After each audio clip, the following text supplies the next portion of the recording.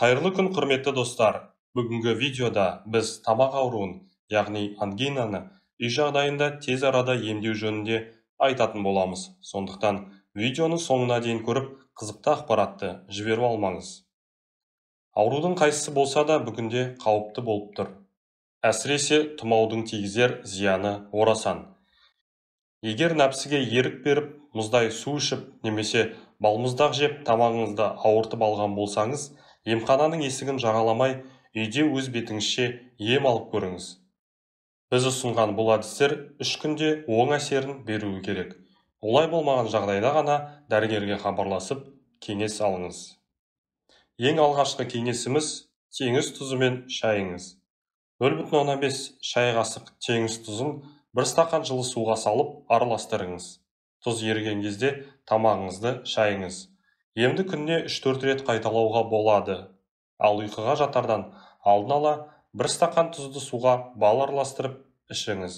Бұл түнгі ұйқыңызды тыныштандырады, әрі жөтелді тоқтатады.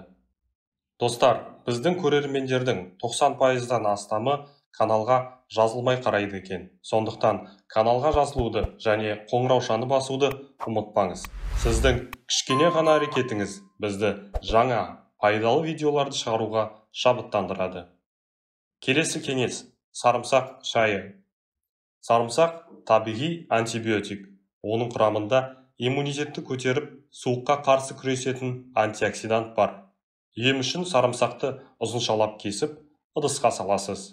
Үстіне қайнаған су құйып, мұқият араластырыңыз. Сонан соң суды сүзіп алып, сарымсақ тіліктерін тастайсыз. Ал суын қайнатып, шай демдеп ішіңіз. Татымы ұнамаса, аздап бал қосуға болады. Келесі кеңес – даршын шайы. Даршын да өз кезегінде керемет антиоксиданттың қызметін атқарады.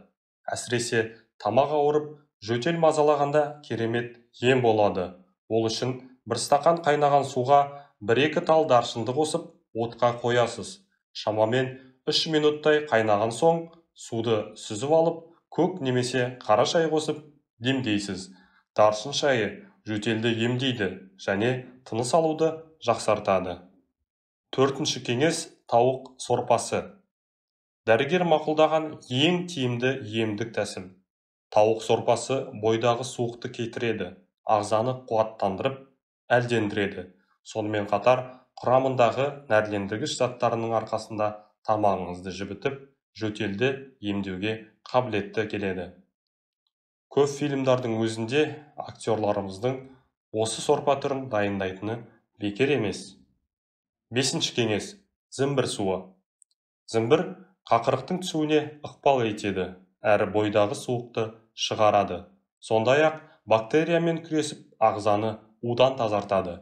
Ем үшін 4-5 см көлеміндегі зімбір тамырын тазалап, ұсақтап турайсыз.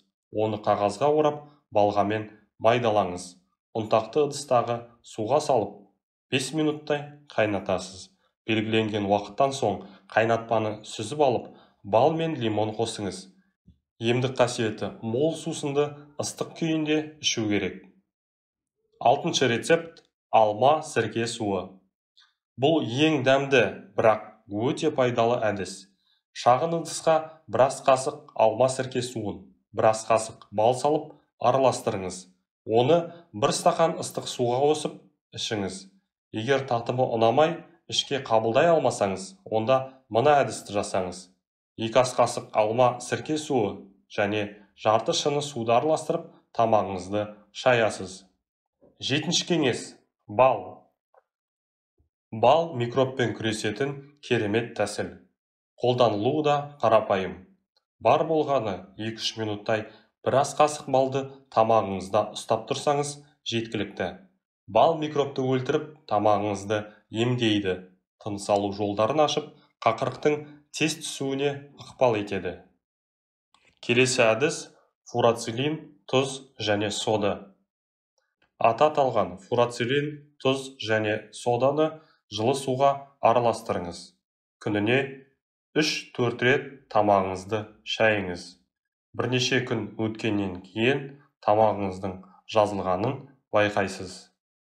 Құрметті достар, біздің видео ұнаған болса, лайк басуды, каналға жазылуды және қоңыраушаны басуды ұмытпаңыз. Және де осы видеоны достарыңызға, туыстарыңызға жіберіп, олардың да дені сау болуына өз септігіңізді тигізіңіз.